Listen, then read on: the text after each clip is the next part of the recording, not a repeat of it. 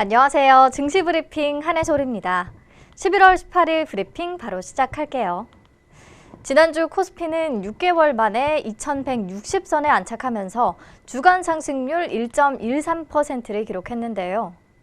이번 주 국내 증시에는 별다른 큰 이벤트가 없기 때문에 또다시 관건은 미중 무역 협상이 될 것으로 보입니다. 합의문에 서명을 할 듯 말 듯 하면서 투자자들의 피로감을 높이고 있는 상황이기는 한데 또다시 양국의 움직임을 주시할 수밖에 없는 한 주가 되겠습니다. 다행히 주말 동안에는 미국 주요 당국자들이 잇따라 낙관적인 발언을 내놨더라고요. 윌버 로스 상무장관은 중국과의 무역 협상은 타결될 가능성이 매우 크다. 결국 합의가 이루어질 것이다. 라고 밝혔고 레리 커들러 위원장도 무역 협상에 대해 매우 좋은 진전이 있고 매우 건설적이다. 라고 언급했거든요. 그리고 커들러 위원장이 1단계 무역 합의 서명이 양국 정상이 아닌 장관급 사이에서 이루어질 수 있다고 시사했는데 서명을 장관급이 한다고 해서 우려할 필요는 없다고도 강조했습니다. 현재 양국은 중국의 미국산 농산물 구매 규모, 그리고 기술 이전 제한과 이행 방법, 관세 철회를 주요 안건으로 마지막 논의를 진행하고 있는데요. 미국이 다음 달 15일을 중국산 수입품에 대한 15% 추가 관세 부과 시한으로 두고 있잖아요. 이 긍정적인 스탠스가 이어진다면 협상 타결이 한 달 이내에 이루어질 것으로 기대됩니다. 여기서 변수가 될 수 있는 게 홍콩 시위인데요. 홍콩 시위는 점점 격화되고 있고 정부의 진압이 점차 강경해지고 있는데 미국은 홍콩 시위대를 지지하면서 중국을 압박하고 있는 상황이거든요. 시진핑 주석이 시위에 강경하게 대처한다는 태도를 고수하고 있어서 양국의 무역 협상에 불똥이 튈 수 있겠습니다. 홍콩 시위 상황도 주목해서 봐야겠죠. 네, 미중 무역 협상 현재 상황을 짚어봤는데요.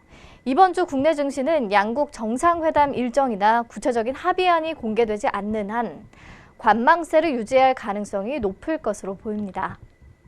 다만 협상 결과가 발표되지 않았는데도 불구하고 미국 증시는 사상 최고가 랠리를 펼치고 있어서 이 부분이 한국 증시에 긍정적인 영향을 줄 가능성은 있습니다. 그리고 지난주에 국내 기업들의 3분기 실적 발표가 마무리됐죠. 시장의 시선은 벌써 2020년 실적으로 이동하고 있고요. 증권사들이 아마 내년 실적 전망을 잇따라 내놓을 것으로 보이거든요. 반도체 산업을 중심으로 시장 전망이 긍정적이기는 한데 나머지 업종은 기대감이 약한 상황이에요. 증권사들의 내년 증시 전망도 주목해서 볼 필요가 있겠습니다. 네, 현재 시각 오후 1시 49분 지나고 있는데요. 코스피와 코스닥 양지수 모두 약보합권에서 움직이고 있고요. 종목별로는 트럼프 대통령이 트윗으로 협상 재개 촉구에 나서면서 남북 경협주들이 오전장에 오름세를 보였고 기대를 모았던 매지온의 유대나필은 1차 지표 유의성 확보에 실패하면서 현재 24% 넘는 급락세를 연출하고 있습니다. 다른 종목별 이슈는 키워드로 같이 만나볼게요. 첫 번째 키워드, 큐로컴, 왜 상한가? 네, 현재 상한가에 진입한 종목 중에 큐로컴, 큐로홀딩스가 있고요. 상승률 상위 종목에는 큐캐피탈, 큐로라는 종목이 올라와 있는데요. 뭔가 큐가 들어가 있는 게 연관이 있을 것 같다라는 느낌이 오시죠? 그래서 이유를 찾아봤더니요. 큐로컴의 자회사인 스마젠이 에이즈 백신 치료제의 미 FDA 임상 이상 신청을 추진 중이라는 소식이 있더라고요. 이날 큐로컴 홈페이지에 따르면 큐로컴 자회사 스마젠은 에이즈 예방과 치료 목적의 신약 백신 개발을 진행 중에 있으며 임상 이상용 고순도 대량 백신 생산을 위해 미국 콜로라도주에 소재한 바이오마크사와 시험 생산을 비롯한 모든 준비 과정을 마치고 GMP 생산에 들어갔다고 하는데요. GMP는 Good Manufacturing Practice의 약자로 의약품의 안정성과 유효성을 확보하기 위해 준수해야 하는 우수 의약품의 제조 관리 기준을 말합니다. 스마젠은 GMP 생산이 마무리되는 대로 이미 임상시험 계약을 체결한 대행기관인 미국의 코반스사와 협력해 미 FDA의 임상 2상 진행을 위한 임상 시험 계획을 제출할 계획이라고 하네요. 에이즈는 1982년에 바이러스의 존재가 확인된 이후에 수많은 과학자와 제약회사들이 백신 개발에 도전했지만 아직까지 성공을 하지 못한 상태죠. 스마젠이 개발하고 있는 에이즈 백신 SAV001은 세계 최초로 시도되는 전체 사독 에이즈 백신이에요. 에이즈를 일으키는 바이러스인 HIV의 일부 구조를 사용하는 이전 방식과는 달리 HIV 전체 바이러스를 항원으로 하는 치료법입니다. 항원과 항체 헷갈리시는 분들 많을 텐데 쉽게 말해서 항원은 바이러스를 말하고요. 항체는 그에 대항해 항원을 제압하고 독성을 제거하는 물질입니다. 완전히 사독화된 SAV001을 인체에 투여하면 에이즈 예방과 치료 역할을 할 항체가 만들어진다는 원리인 거죠. 이미 임상 1상에서 기대 이상의 결과를 얻었고 이후 미 FDA의 여러 요구사항을 만족시키는 생산 공정을 개발하는 데 시간이 좀 걸리기는 했지만 생산 공정이 확립됐기 때문에 임상 2상의 속도를 낼 것으로 보이네요. 이 같은 기대감에 오늘 스마젠의 지분을 보유하고 있는 큐로컴과 지엔코, 계열사인 큐로홀딩스, 큐로, 큐캐피탈 모두 급등세를 기록하고 있습니다. 네, 다음 키워드 만나볼게요. 두 번째 키워드, 일본 액체 불화수소도 수출 허가. 일본 정부가 우리나라의 고농도 액체 불화수소 수출을 4달 만에 처음으로 허가했습니다. 이로써 세계 규제 품목 모두 허가를 받게 됐네요.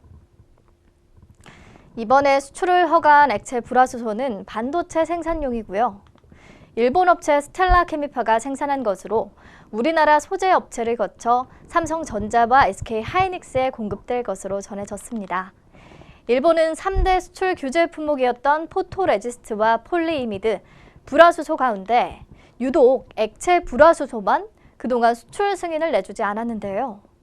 그 이유로 무기 전용 가능성을 언급해왔습니다. 그렇다면 이번에는 왜 허가를 해줬을까요? 우선 일본의 수출 심사 과정이 원칙적으로 최대 90일로 규정돼 있어서 특별한 이유 없이 허가를 미룰 경우 수출 통제로 받아들여지기 때문에 WTO 분쟁 해결 과정에서 불리해질 수 있습니다. 또 이번에 승인받은 일본 업체의 매출과 영업이익이 수출 규제 이후 급감했다고 하고요. 한국 기업들의 소재 국산화 작업이 성과를 거두고 있는 점도 감안했다는 해석이 나옵니다.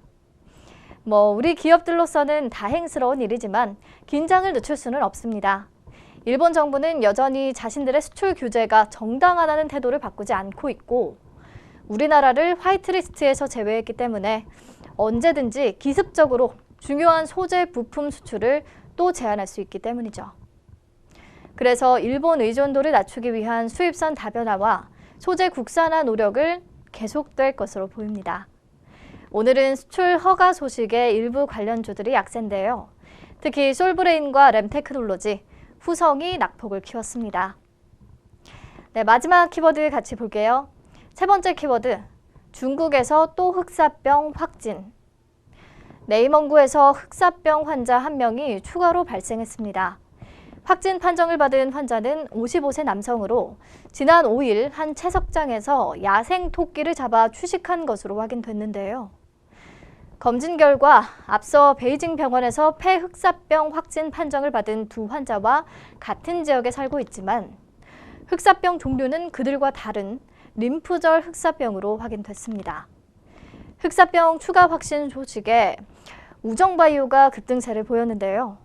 우정바이오는 세계 최초 천연물 기피제를 개발하고 있는 것으로 알려졌는데 지난 8월 천연물 유래 신물질의 생명윤리위원회 심의를 승인받고 임상시험에 돌입했다고 합니다. 인체의 무해에서 기존 독성 문제를 해결할 수 있다고 하고요.